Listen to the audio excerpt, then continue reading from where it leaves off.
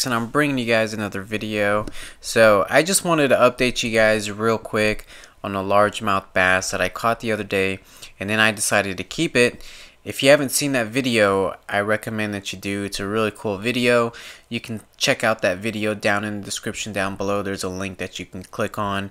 It'll explain how I got this guy and how I caught him and what I did to get him situated into my aquarium.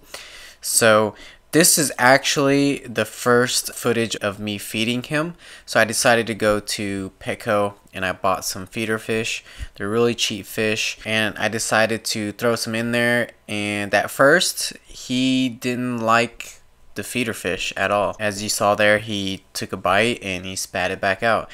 Meanwhile, the feeder fish don't seem like they're a bit intimidated by that guy at all, and they're all grouped up together in the middle there, feasting on that largemouth bass fecal matter.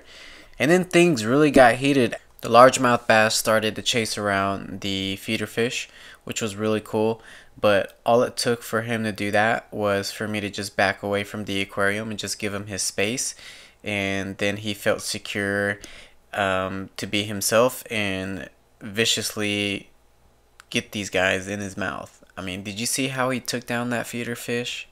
That was insane. This guy's a monster, and I gotta say, it's really fun watching this guy feed and eat. I know a lot of people were saying that it was cruel to keep him, but so far he seems really happy. The way I look at it is, yes, he's in a 125-gallon tank, and for him on his own, I think that's way more than enough, you know, for him to live comfortably in. Sure, in the pond, he had a lot more space for him to swim in, but in the pond, he had to compete for territory. He also had to compete for food and other resources. In this aquarium, it's like his own little luxury apartment. You know, he doesn't really have to worry about anybody in his space. You know, he doesn't have to worry about hunting for food. He quickly learned that I feed him, so every time he sees me, he gets close to the aquarium and he greets me, because he now associates me with feeding time. I'm not sure if he knows or if he even remembers that I'm a human being and that I'm his owner. I just think that whenever he sees somebody in front of the aquarium, he immediately thinks, oh, it's dinner time. But so far, he's a really cool pet. Even my cat likes him. The cat is just amazed with that fish, and that clip, that shot right there, should give you a good comparison as to how big he actually is. And if you're wondering why you're seeing all this glitter stuff in the water in my aquarium, it's because every time he would eat one of those feeder fish, he would spit out some of the scales through his gills, and that's what the shiny stuff is in the water. It's a bunch of scales from a lot of the feeder fish that he's eating in this video. So far, you know, like I said, I really feel confident that he's going to do well in this aquarium. And yes, there is a dead feeder fish in the background. Unfortunately, for whatever reason, the guy at Petco gave me a dead feeder fish. Not sure why. The bass would not eat the dead fish. The bass would only go for the live fish anyways. And yes, I did take out the dead fish after feeding time was over. The only thing that I can complain about this fish is that if you look towards the tip of his mouth, there's a little black mark there.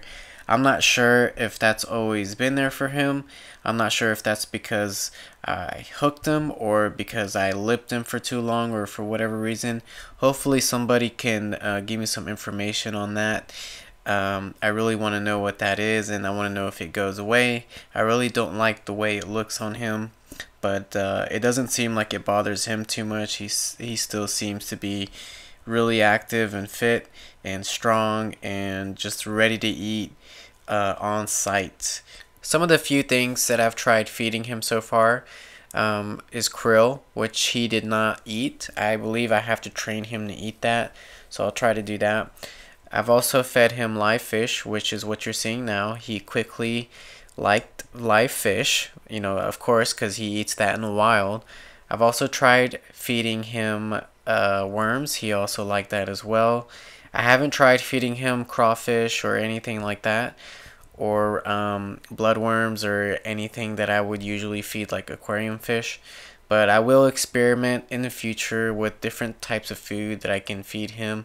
That's another cool thing about having a largemouth bass, is that their diet is really their diet has a lot of variety in it, so you can feed them all kinds of things. So this is my first time keeping a largemouth bass. So far it hasn't really been too difficult. I will say that he does produce a lot of waste, so I will have to work harder with my water changes, which, by the way, if you guys would like, I can record me doing a water change for him and see how he interacts with me while I do that. If you guys would want to see that, let me know down in the comments. Anyways, it's time for me to go to bed, guys. I'll see you guys in the next video. Take care. Bye.